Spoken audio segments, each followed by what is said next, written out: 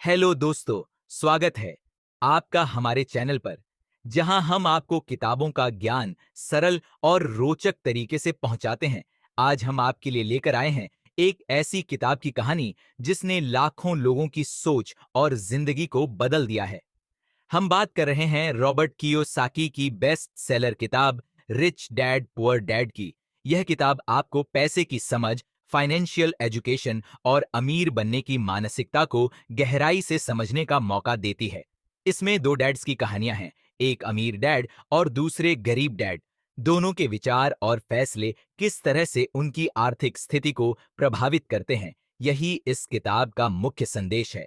इस वीडियो में हम आपको रिच डैड पुअर डैड के छह सबक, सबसे जरूरी सिद्धांत और प्रेरणादायक कहानियों को हिंदी में सरल शब्दों में समझाने जा रहे हैं। अगर आप अपनी आर्थिक जिंदगी को बेहतर बनाना चाहते हैं तो यह वीडियो आपके लिए एक गाइड की तरह काम करेगा। इसमें आप जानेंगे कि पैसा आपके लिए कैसे काम कर सकता है, संपत्ति और कर्ज में फर्क क्या होता है, क्यों फाइनेंशियल एजुकेशन आपके स्कूल के सिलेबस से ज्यादा जरूरी है, और अमीर लोग अपनी सोच से कैसे अमीर बनते हैं। यदि आपको वीडियो पसंद आए तो इसे लाइक और शेयर करें और हमारे चैनल को सब्सक्राइब करना ना भूलें, क्योंकि हमारा लक्ष्य है कि हम आपको वह ज्ञान दें जो आपकी जिंदगी को एक नई दिशा दे सके। चलिए अब बिना देरी के शुरू करते हैं इस अद्भुत सफर को और जानते हैं कि रॉबर्ट कियोसाकी की इस महान किताब ने हमें क्या सिखाया है। तो बात ऐसी है कि रॉबर्ट कियोसाकी जो कि इस किताब के लेखक हैं, उनके दो पिता थे। उनके एक पिता जो कि पढ़े लिखे और पीएचडी होल्डर थे, मगर जिंदगी भर गरीबी रहे और गरीबी में ही मरे। इसीलिए न रॉबर्ट उन्हें पुअर डैड कहते थे। वहीं उनके दूसरे पिता बहुत पढ़े लिखे तो नहीं थे, लेकिन काफी अमीर थे।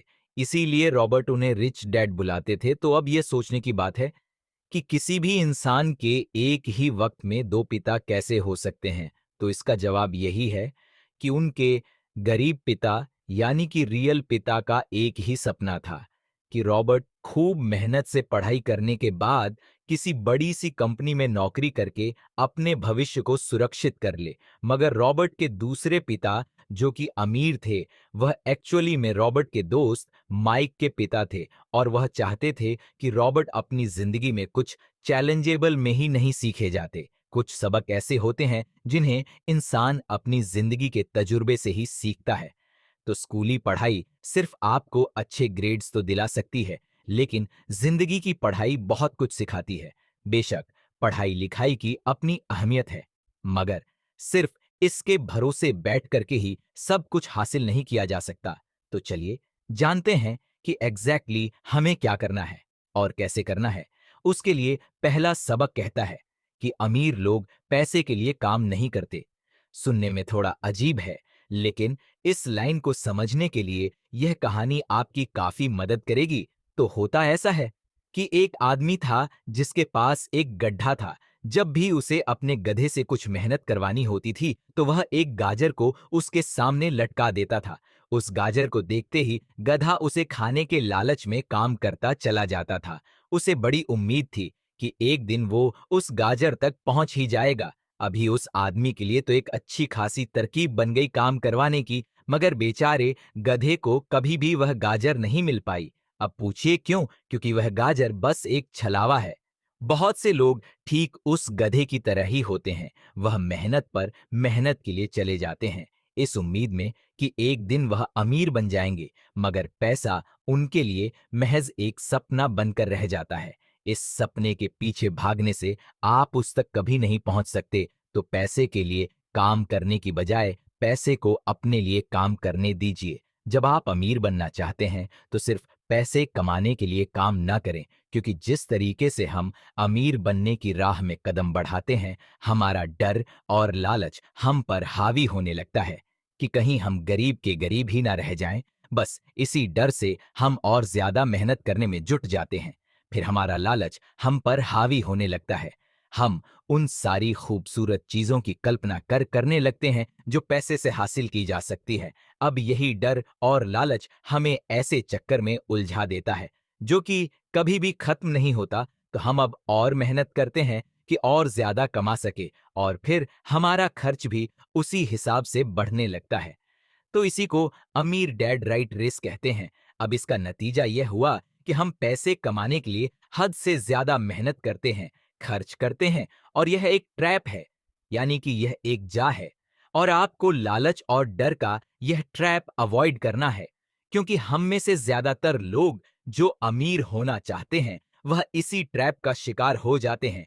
तो पैसे के पीछे मत भाग, बल्कि पैसे को अपने पीछे भागने के लिए मजबूर कर दीजिए। आपकी नौकरी लगी है तो आप काम पर यह सोच करके मत जाइए कि हर महीने आपको एक पेचेक लेना है, क्योंकि वह पेचेक आपके सारे बिल्स मुश्किल से ही भर पाता है। वैसे यह हर महीने की कहानी बन जाती है।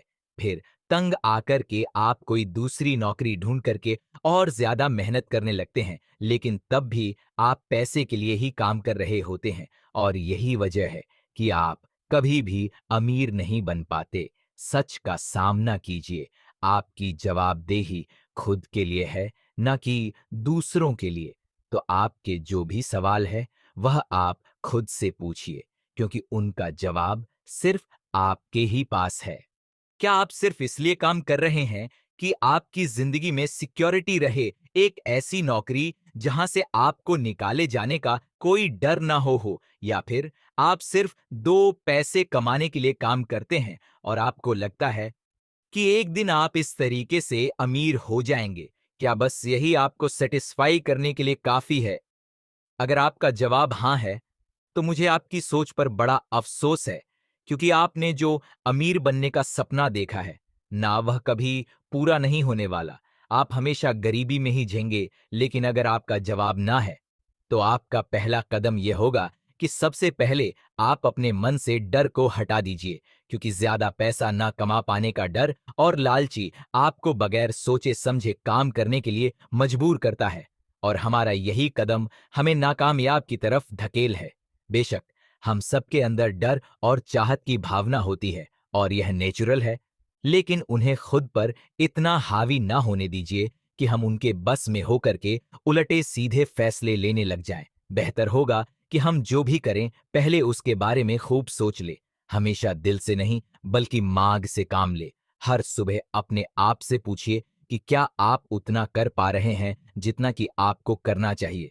क्या आप अपनी पोटेंशियल का पूरा इस्तेमाल कर पा रहे हैं? आम लोगों की तरह सोचना छोड़ दीजिए, जो काम सिर्फ और सिर्फ पैसे के लिए करते हैं। यह सोचना छोड़ दीजिए कि मेरा बॉस कम पैसे देता है, मुझे ज्यादा मिलना चाहिए, मैं ना इससे ज्यादा कमा सकता हूं।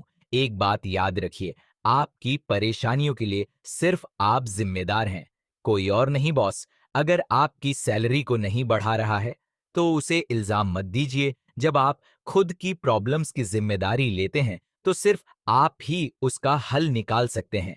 और यही वह पहला सबक और पहला प्रिंसिपल है जो कि आमिर डैड ने रॉबर्ट को सिखाया। इस सबक का एक पार्ट ये भी था कि अमीर डैड ने उन्हें एक कन्वीनियंस स्टोर में काम करने पर लगा दिया। उन्हें इस काम के कोई पैसे नहीं मिले, वह बस काम करते रहे, और इसका फायदा यह हुआ कि वह अपने दिल से काम में लगे रहे, और इस दौरान कई नए आइडियाज उनके दिमाग में आते रहे। पैसे को अपने पीछे कैसे भगाया जाए, इस बारे में उन्हें कई विचार मिले। उन्होंने देखा कि उस स्टोर की क्लर्क कॉमिक्स बुक के फ्रंट पेज को दो हिस्सों में फाड़ देती थी। आधा हिस्सा वह रख लेती और आधा हिस्सा फेंक देती थी। तो देर शाम में स्टोर में एक डिस्ट्रीब्यूटर आया करता था। वह कॉमिक्स बुक्स के ऊपरी आधे हिस्से को क्रेडिट के लिए लेता, पर बदले में नई कॉमिक्स बुक्स दे जाया करता।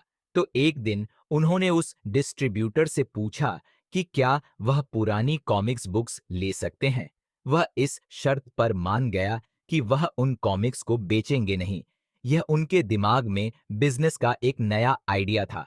उन्होंने वह पुरानी कॉमिक्स बुक्स अपने दोस्तों और बाकी बच्चों को पढ़ने के लिए किराए पर देनी शुरू कर दी। बदले में वह हर किताब का 10 सेंट किराया वसूल करते थे। हर किताब सिर्फ 2 घंटे के हिसाब से पढ़ने के लिए दी जाती थी। तो असल मायनों में वह उन्हें बेच नहीं रहे थे। उन्हें उस गैराज पर काम भी नहीं करना पड़ा जहां से वह कॉमिक्स किराए पर देते थे। उन्होंने माइक की बहन को काम पर रखा, जिसके लिए उसे हर हफ्ते $2 दिया जाता। तो एक ही हफ्ते में उन्होंने 9.5 कमाए और इस तरह उन्होंने सीखा कि पैसे को खुद के लिए काम करने दो, न कि आप पैसे के लिए काम करो। तो इसी के साथ अब आगे हैं दूसरा सबक, जो कहता है कि फाइनेंशियल लिटरेसी क्यों सिखाई जाए। कहने का मतलब यह है कि 1923 यानी कि 1923 में एजवटर बीच होटल शिकागो में एक मीटिंग हुई। दुनिया के बहुत से लीडर और बहुत ही अमीर बिजनेसमैन इस मीटिंग का हिस्सा बने। इनमें से थे एक बहुत ही बड़ी स्टील कंपनी के मालिक चार्ल्स शबाब और सैमुअल इंसुल, जो कि उस वक्त की लार्जेस्ट यूटिलिटी प्रेसिडेंट थे, और बाकी कई और भी बड़े बिजनेसमैन। तो इस मीटिंग के 25 साल बाद इनमें से कई लोग गरीबी से मरे, कुछ ने खुदकुशी कर ली और भी कईयों ने तो अपना दिमागी संतुलन तक खो दिया था। तो असल बात यह है कि लोग पैसे कमाने में इतने मशगूल हो जाते हैं कि वह यह खास बात सीखना भूल जाते हैं कि पैसे को रखा कैसा जाए। आप चाहे जितना मर्जी पैसा कमा लें, उसे बनाए रखना असली बात है। और अगर यह हुनर आपने सीख लिया तो अब किसी भी आड़े टेढ़े हालात, जो अक्सर कहा जाता है कि कोई इमरजेंसी आ गई या कोई अडीद से कर लेंगे, या हो सकता है कि अगर आप ठीक तरीके से प्लानिंग करें तो बुरा वक्त आए ही ना। वैसे लॉटरी में मिलियन जीतने वाले लोग कुछ सालों तक तो मजे से जीते हैं, मगर फिर वापस उसी पुराने हालात में पहुंच जाते हैं। तो अधिकतर लोगों के सवाल होते हैं कि अमीर कैसे बने या अमीर बनने के लिए क्या करें। इन सवालों के जवाब से अधिकतर लोगों को निराशा ही होती है, मगर इसका सही जवाब होगा कि पहले आप फाइनेंशियल लिटरेट बनना सीखें।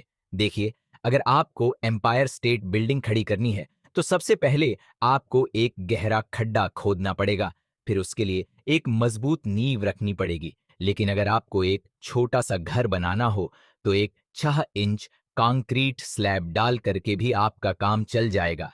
मगर अफसोस तो इसी बात का है कि हम में से ज्यादातर लोग 6 इंच स्लैब पर एक एम्पायर स्टेट बिल्डिंग खड़ी करना चाहते हैं, और वह ऐसा करते भी हैं। तो जाहिर सी बात है कि बिल्डिंग टूटेगी ही टूटेगी।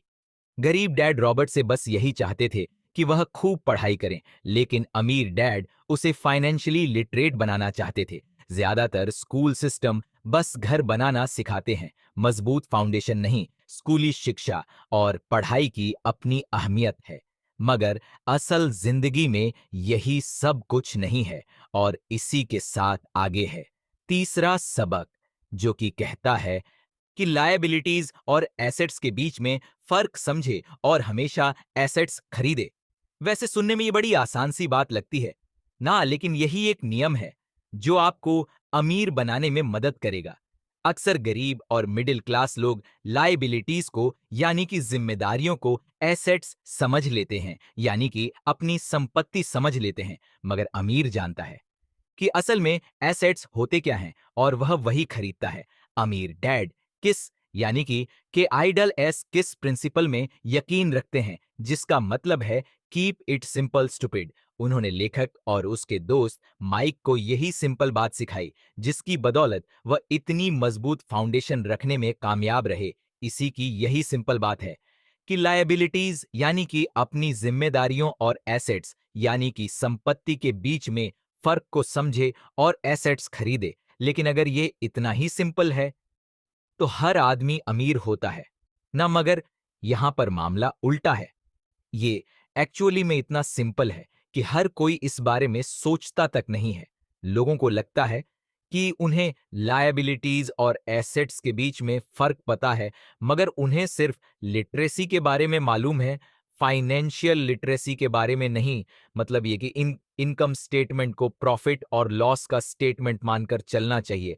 इसका सिंपल सा मतलब है कि इनकम यानी कि आपके पास कितना पैसा आया, और एक्सपेंस यानी कि आपके पास से कितना पैसा खर्च हुआ। बैलेंस शीट एसेट्स और लायबिलिटीज के बीच बैलेंस बताती है। बहुत से पढ़े लिखे अकाउंटेंट को भी यह पता नहीं होता है कि आखिर बैलेंस शीट और इनकम स्टेटमेंट कैसे एक दूसरे से जुड़े हैं। और अगर हम इस बात को समझना चाहे तो एसेट्स ऑफ चीजें होती हैं जो आपके लिए पैसे कमाने का काम करती हैं। मान लीजिए आप कोई घर खरीद करके उसे किराए पर देते हैं, तो उसी किराए से आप वह लोन भी चुका सकते हैं जो आपने घर खरीदने के लिए लिया था। अब घर भी आपका हुआ और उससे मिलने वाला किराया भी। इसके उलट लायबिलिटीज आपकी जेब से पैसे खर्च करवाती है, जैसे कि घर खरीद करके उसमें रहने से आपको कोई किराया नहीं मिलने वाला।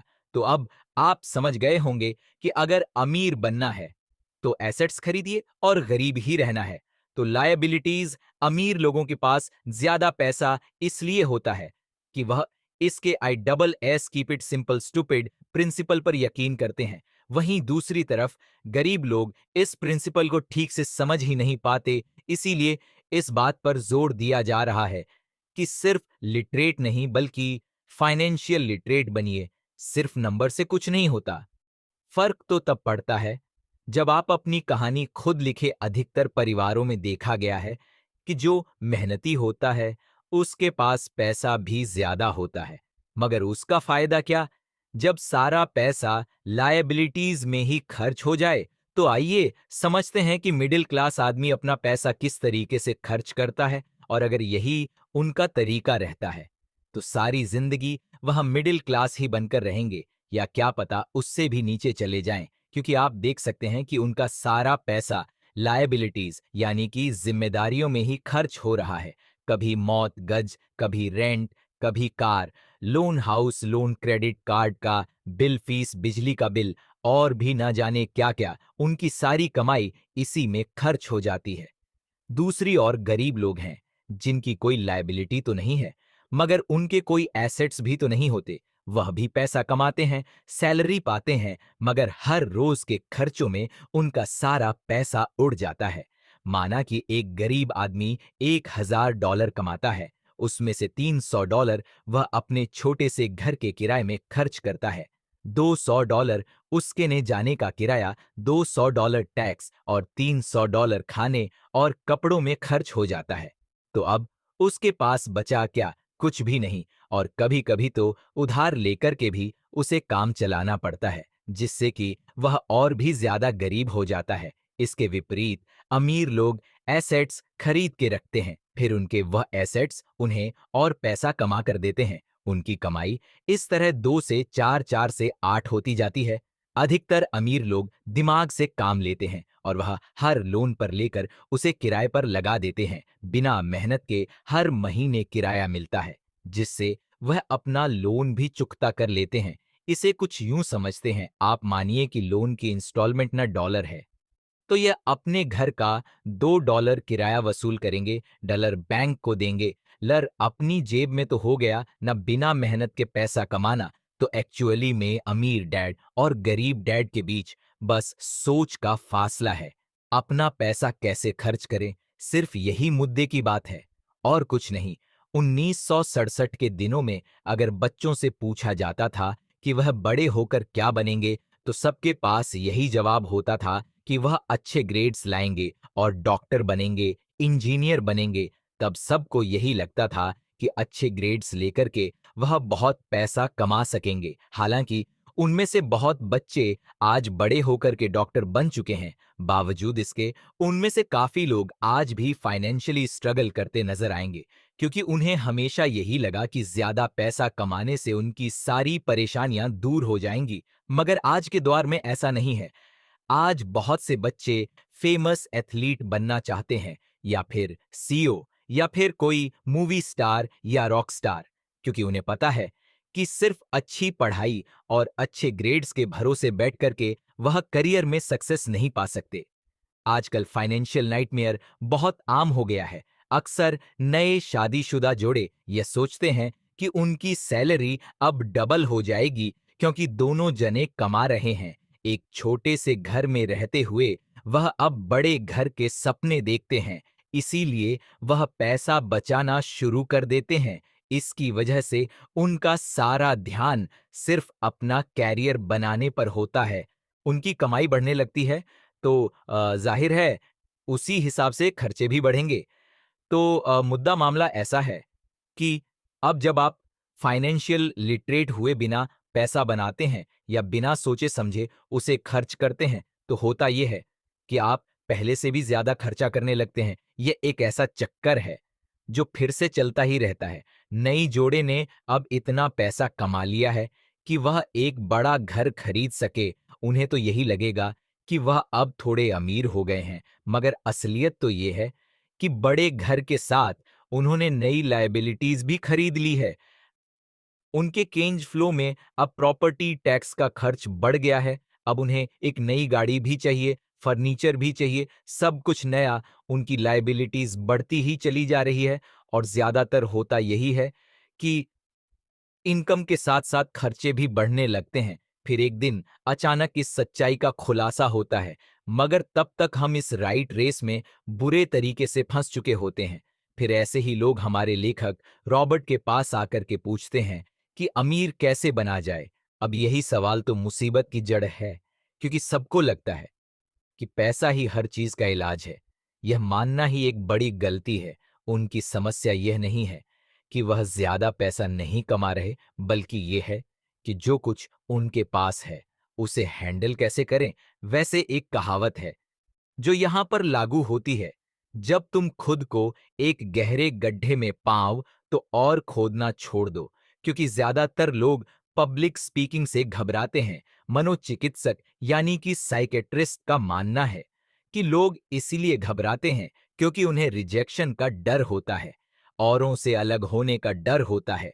लोग हमारे बारे में क्या सोचेंगे, या हम पर वह कहीं हंसेंगे तो नहीं, बस यही सोचकर कि ज्यादातर लोग पब पाई स्पीकिंग से दूर भागते हैं, वह वही करना पसंद करते हैं जो सब कर रहे होते हैं। ऐसे लोग खुद को भीड़ का हिस्सा बना करके संतुष्ट हो जाते हैं। आपका घर आपका सबसे बड़ा एसेट है।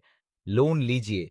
अरे, अब तो प्रमोशन हो गया है, अब तो सैलरी बढ़ गई है, तो नया घर तो ले ही लो। यही सब बातें ना हम लोगों से सुनते आ रहे हैं, और फिर हम भी ना उसी रास्ते पर चल पड़ते हैं, क्योंकि जो सब कर रहे हैं वह जरूर से सही ही होगा।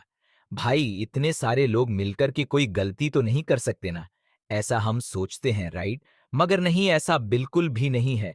अमीर डैड ने कहा था कि जापानीज लोग 3 चीजों की ताकत जानते थे: तलवार कीमती जवाहरात और शीशा तलवार बाजुओं की ताकत का प्रतीक है। कीमती जवाहरात पैसे की ताकत का और शीशा खुद के अंदर छुपी हुई ताकत को दिखाता है, और वही हमारी सबसे बड़ी ताकत है।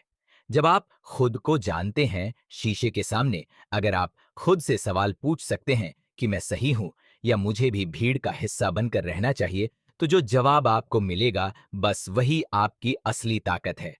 तो गरीब और मिडिल क्लास खुद को पैसे का गुलाम बनने देते हैं, इसीलिए वह कभी भी अमीर नहीं बन पाते। 16 साल के रॉबर्ट और माइक अमीर डैड के साथ हर उस मीटिंग में जाया करते थे जो वह अपने अकाउंटेंट, मैनेजर्स, इन्वेस्टर और एम्प्लॉयज के साथ रखा करते। यहाँ एक ऐसे अमीर डैड देखने को मिलते हैं जो पढ़े लिखे नहीं हैं, जिन्होंने 13 साल में ही स्कूल छोड़ दिया था, मगर आज वह मीटिंग कर सकते हैं और अपने नीचे काम करने वाले पढ़े लिखे लोगों को ऑर्डर देते हैं, उन्हें बिजनेस के टिप्स समझाते हैं। एक ऐसा इंसान जो भीड़ का हिस्सा नहीं बना, जिसने रिस्क लिया और जिसने लोगों की परवाह नहीं की, जिससे यह डर नहीं था कि लोग उसके बारे में क्या सोचेंगे।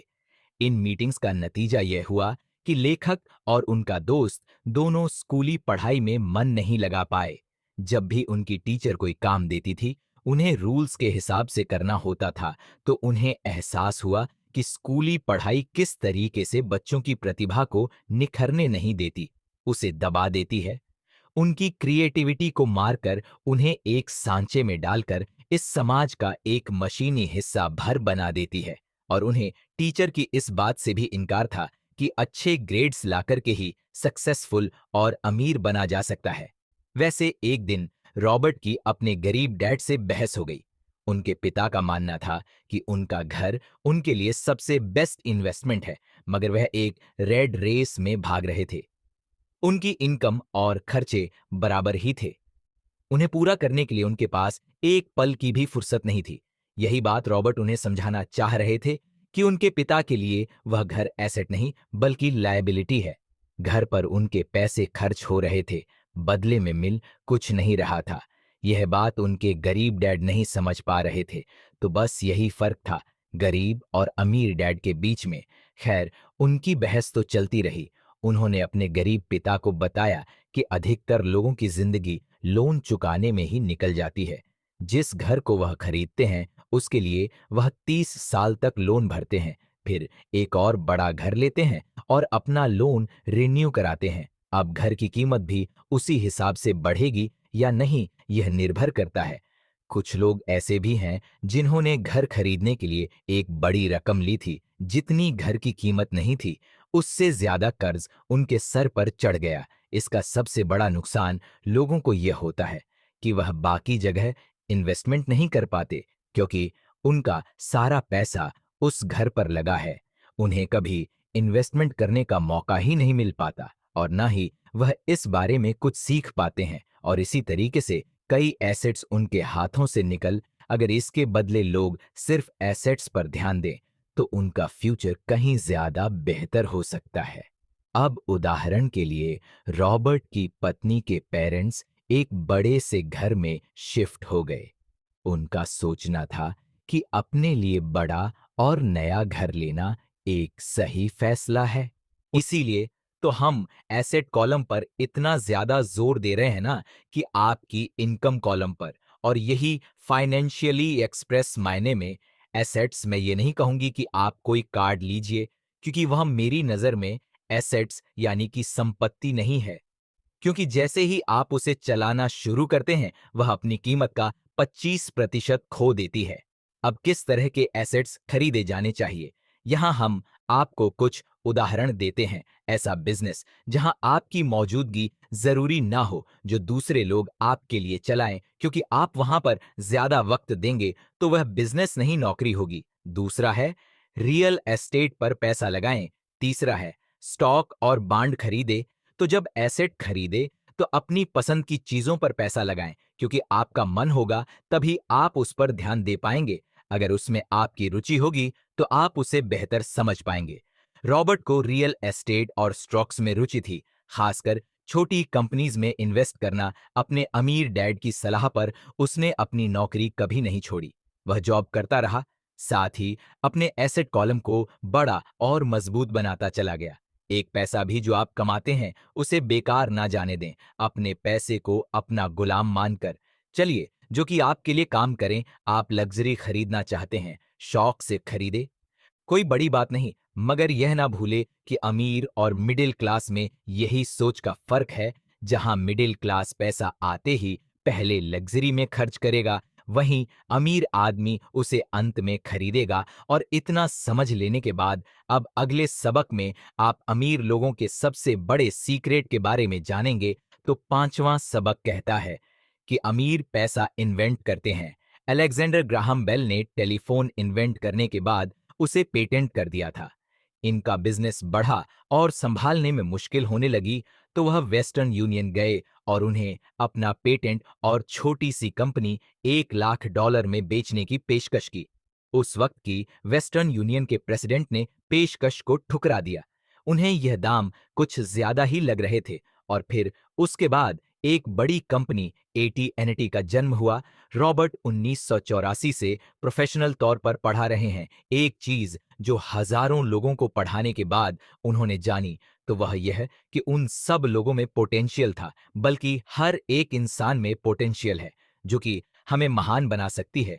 इसके बावजूद जो हमें रोकता है वह है खुद पर डाउट रखना।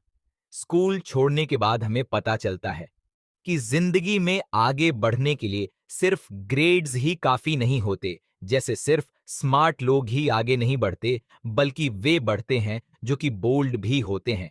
यह सच है कि फाइनेंशियल जीनियस होने के लिए इसकी नॉलेज भी होनी चाहिए, मगर साथ ही हिम्मत और बोल्डनेस भी चाहिए। ज्यादातर लोग पैसे के मामले में कोई रिस्क नहीं लेना चाहते, मगर अमीर होने के लिए आपको रिस्क लेने ही पड़ेंगे, क्योंकि हो सकता है कि आने वाले सालों में एक नया बिल गेट्स पैदा हो या अगला अलेक्जेंडर, और बाकी शायद दिवालिया बनकर गरीब हो जाए।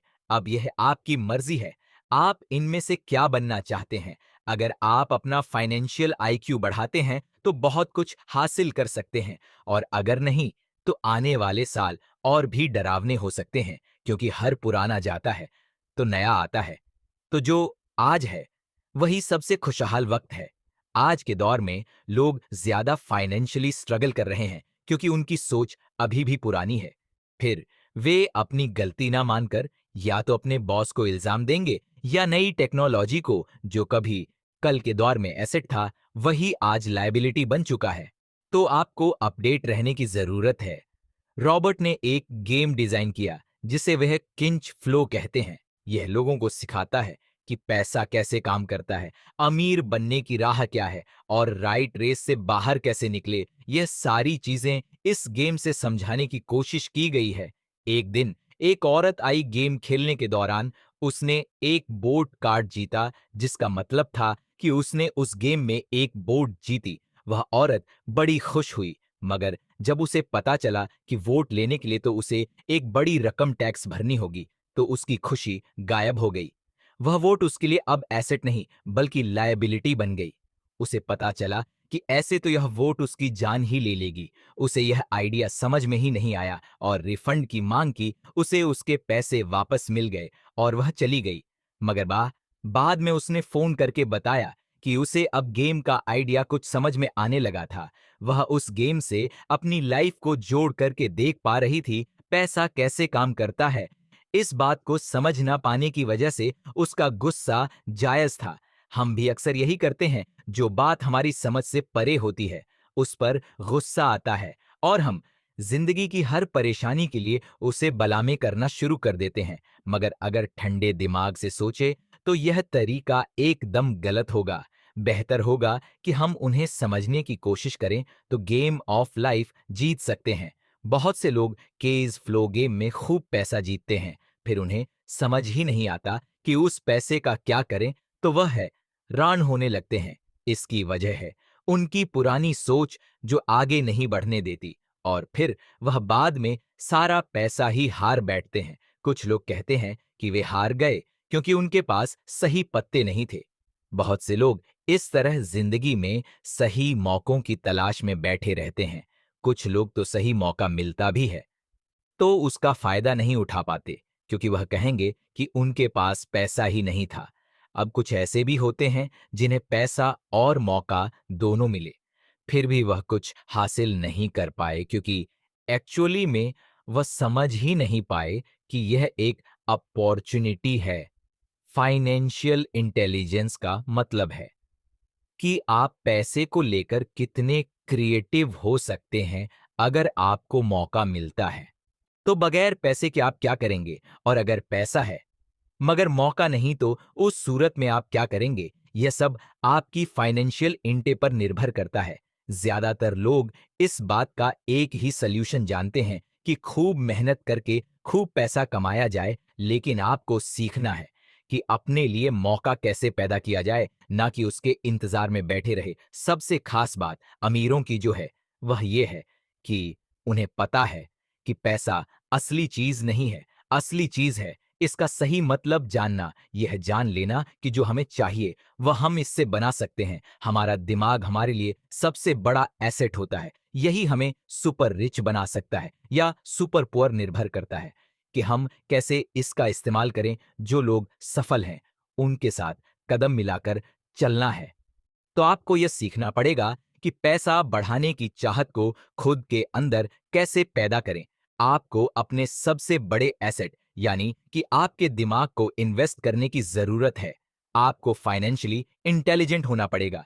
तो आइए इसे हम समझते हैं एक उदाहरण से। 1990 के दशक में एरिज़ोना और फीनिक्स के आर्थिक हालात बुरे चल रहे थे।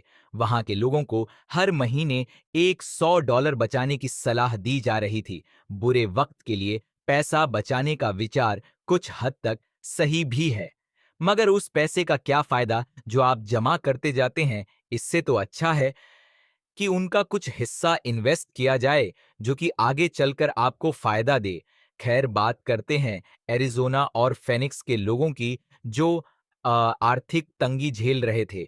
ऐसे में इन्वेस्टर को यह एक बढ़िया मौका लगा। लोग जो अपनी प्रॉपर्टी अपने पौने दामों में बेच रहे थे, उसे कई इन्वेस्टर्स ने हाथों हाथ खरीद लिया। रॉबर्ट ने भी $75,000 की कीमत वाला एक घर सिर्फ $20,000 में खरीद लिया। इसके बाद उन्होंने अटनी के ऑफिस में एक ऐड दिया, $75,000 वाला घर सिर्फ $6 लाख में। बस इसे लेने के लिए ग्राहक टूट पड़े। रॉबर्ट का फोन बजना बंद ही नहीं हो रहा था कि यह पैसा उनको उस एसेट से मिलने जा रहा था जो उन्होंने प्राइमरी नोट के रूप में ग्राहक से लिया था, और उन्हें यह पैसा कमाने में केवल 5 घंटे लगे। उन्होंने जो $40,000 इन्वेंट करे वह उनके एसेट कॉलम से क्रिएट हुए थे, और बगैर टैक्स के उन्होंने अचानक ही मिले एक मौके का फायदा उठाकर यह पैसा क्रिएट अपने इनकम कॉलम में ऐड कर लिए। कुछ सालों के बाद ही उनके इस बिजनेस ने इतना पैसा क्रिएट किया कि उनकी कंपनी की कार, गैस इंश्योरेंस क्लाइंट के साथ, डिनर ट्रिप और बाकी चीजें सब कवर हो गई। जब तक गवर्नमेंट उन खर्चों पर टैक्स लगाती, इनमें से ज्यादातर चीजें प्री टैक्स एक्सपेंसेस में खर्च हो चुकी थी। कुछ सालों के बाद ही जो घर $6 लाख में बिका था, अब वह $1,10,000 का था। अभी भी उनके पास कुछ मौके थे, मगर वह इतने कम थे कि उनके लिए रॉबर्ट को एक वैल्यूएबल एसेट लगाना पड़ता, और अपना वक्त भी तो वह आगे बढ़ गए। उन्हें अब नए मौकों की तलाश करनी थी। अब आप एक सवाल खुद से कीजिए, मेहनत करना भी बहुत मेहनत का काम है। 50% टैक्स भरिए और बाकी बचाइए। अब वह सेविंग्स आपको 5 पर इंटरेस्ट देगी, और फिर उस पर भी आप और टैक्स भरे। इससे तो अच्छा होगा कि आप अपना पैसा और टाइम अपने सबसे पावरफुल एसेट यानी कि अपने दिमाग पर इन्वेस्ट करें और फाइनेंशियली इंटेलिजेंट बने। यह दुनिया कभी भी एक सी नहीं रहती। जो आज या कल नहीं होगा, कभी मंदी तो कभी तेजी का द्वार चलता रहेगा। वक्त के साथ टेक्नोलॉजी और भी बेहतर होती जाएगी। आज मार्केट ऊपर है तो कल नीचे होगा, खासकर स्टॉक मार्केट तो हर रोज बदलता है। मगर इससे आपको क्या फर्क पड़ेगा अगर आप फाइनेंशियली इंटेलिजेंट है तो, क्योंकि आप तो हर हालात के लिए तैयार रहेंगे। आपको जिंदगी में बेशुमार मौके मिलेंगे जहां पर आप अपनी फाइनेंशियल इंटेलिजेंट का फायदा उठा सकते हैं। जरूरत है तो बस उन मौकों को लपक की। अमूमन हम दो तरह के इन्वेस्टर देख सकते हैं। पहले वह जो पैकेज इन्वेस्टमेंट खरीदते हैं, और यह काफी आसान और बगैर झंझट का काम है। दूसरे इन्वेस्टर अपने लिए खुद ही इन्वेस्टमेंट क्रिएट करते हैं। इनको आप प्रोफेशनल भी कह सकते हैं। जितना यह इन्वेस्ट करते हैं उससे कई गुना ज्यादा पैसा बना लेते हैं। अब अगर आप इस तरह के इन्वेस्टर बनना चाहते हैं तो आपको खास तौर पर इन 3 स्किल्स को समझने की जरूरत है। पहली, ऐसी अपॉर्चुनिटी ढूंढिए जो कि बाकी ना ढूंढ सके। याद रहे कि आपका दिमाग वह देख सकता है जो बाकियों की आंखें भी नहीं देख पाए। दूसरा है, पैसा बढ़ाइए जब पैसे की जरूरत पड़े। तो मिडिल क्लास केवल बैंक जाता है, मगर दूसरे टाइप के इन्वेस्टर पैसा बढ़ा करके कैपिटल रेज करते हैं। उन्हें हमेशा बैंक की जरूरत नहीं पड़ती। और आगे यह तीसरा, स्मार्ट लोगों को ऑर्गेनाइज कीजिए। इंटेलिजेंट लोग वह होते हैं जो अपने से ज्यादा स्मार्ट लोगों के साथ मिलकर के काम करते हैं। इसीलिए इन्वेस्ट करने से पहले अपने इन्वेस्टमेंट एडवाइजर को चुनें। मुझे मालूम है कि यह सब आपके लिए कुछ ज्यादा है, मगर इसके रिवॉर्ड्स तो बड़े ही शानदार हैं। जिंदगी में रिस्क बहुत है, लेकिन उन्हें हैंडल करना सीख करके ही आप अमीर बन पाएंगे। और इसी के साथ आगे है छठ, वह सबक सीखने के लिए काम करें, पैसे के लिए नहीं। तो बात ऐसी है कि एक बार एक जर्नलिस्ट ने रॉबर्ट का इंटरव्यू लिया था। रॉबर्ट उसके आर्टिकल पहले भी पढ़ चुके थे और उस जर्नलिस्ट के लिखने के स्टाइल से बहुत ही प्र थे। इंटरव्यू जब पूरा हुआ तो उस जर्नलिस्ट ने रॉबर्ट को बताया कि वह एक मशहूर लेखिका बनकर उनकी ही तरह एक दिन फेमस होना चाहती है। तो रॉबर्ट ने उनसे पूछा, तो ऐसा क्या है जो उन्हें मशहूर होने से रोक रहा है? इस सवाल के जवाब में उस जर्नलिस्ट ने कहा, उनकी जॉब आगे नहीं बढ़ पा रही है। इस पर रॉबर्ट ने सुझाव दिया कि उस जर्नलिस्ट को कोई सेल्स क्लास ज्वाइन कर लेनी चाहिए। जर्नलिस्ट ने बताया कि उनकी एक दोस्त उन्हें पहले ही यह ऑफर दे चुकी है, मगर उन्हें यह छोटा काम लगता है। वह ये भूल गई थी कि रॉबर्ट खुद कभी सेल्स स्कूल जा चुके थे। तो इस बात का पॉइंट ये है कि अगर आपके पास कोई टैलेंट है जिसके दम पर आप कुछ पैसा कमाना चाहते हैं, तो आपका टैलेंट काफी नहीं होगा, क्योंकि उस टैलेंट को कैसे भुनाया जाए, जब तक आप यह बात नहीं जानते, आपका टैलेंट यूं ही बेकार है। जब तक आप उसे लोगों के सामने पेश करने का हुनर नहीं सीख जाते, आप कुछ नहीं कमा सकते। तो बेचने की कला सीखने में कोई शर्म की बात नहीं है। किसी भी सेल्समैन को इसके लिए शर्मिंदा नहीं होना चाहिए। एक तो सबसे बड़ा फर्क अमीर डैड और गरीब डैड के बीच में था, वह यह है कि गरीब डैड हमेशा नौकरी की चिंता करते थे कि जॉब हमेशा सिक्योर रहे, क्योंकि एक सेफ जॉब ही उनके लिए सब कुछ थी। जबकि अमीर डैड हमेशा सिर्फ और सिर्फ कुछ सीखने पर जोर देते थे। अमीर बनने के लिए आपको बहुत कुछ सीखना पड़ेगा।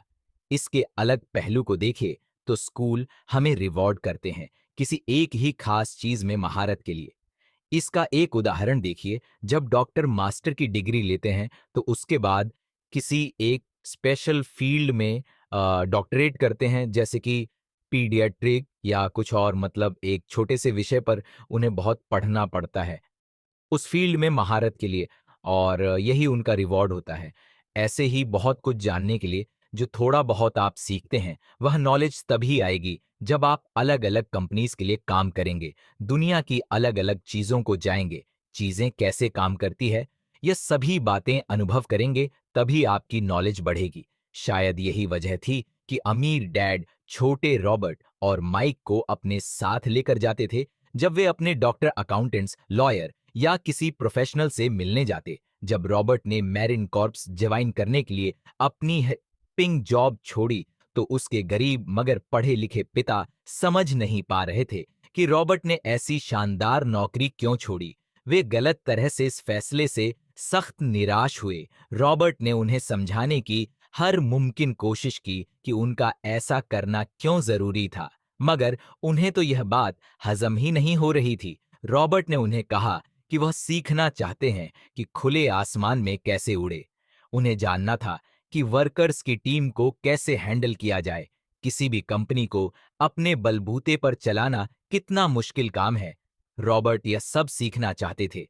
वियतनाम से लौटने के बाद रॉबर्ट ने अपनी जॉब से रिजाइन कर दिया और जेरोक्स कॉर्प्स को ज्वाइन कर लिया।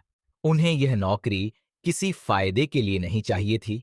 वह इतने शर्मीले थे कि किसी को कुछ भी बेचने के ख्याल से ही उन्हें पसीना आ जाता। अपनी इसी कमी को दूर करने के लिए उन्होंने जेरोक्स के सेल्स ट्रेनिंग प्रोग्राम की शिक्षा ली। इसके बाद रॉबर्ट ने खुद अपनी कंपनी की शुरुआत की और अपना पहला शिपमेंट भेजा। वे अगर इसमें नाकामयाब रहते तो पक्का दिवालिया हो जाते, लेकिन उन्होंने यह रिस्क लिया और अपने अमीर मीर डैड की सीख को याद रखा कि बेशक आप 30 की उम्र से पहले दिवालिया होने का रिस्क ले सकते हो, क्योंकि इस उम्र में आपको रिकवर होने का मौका भी मिल जाता है।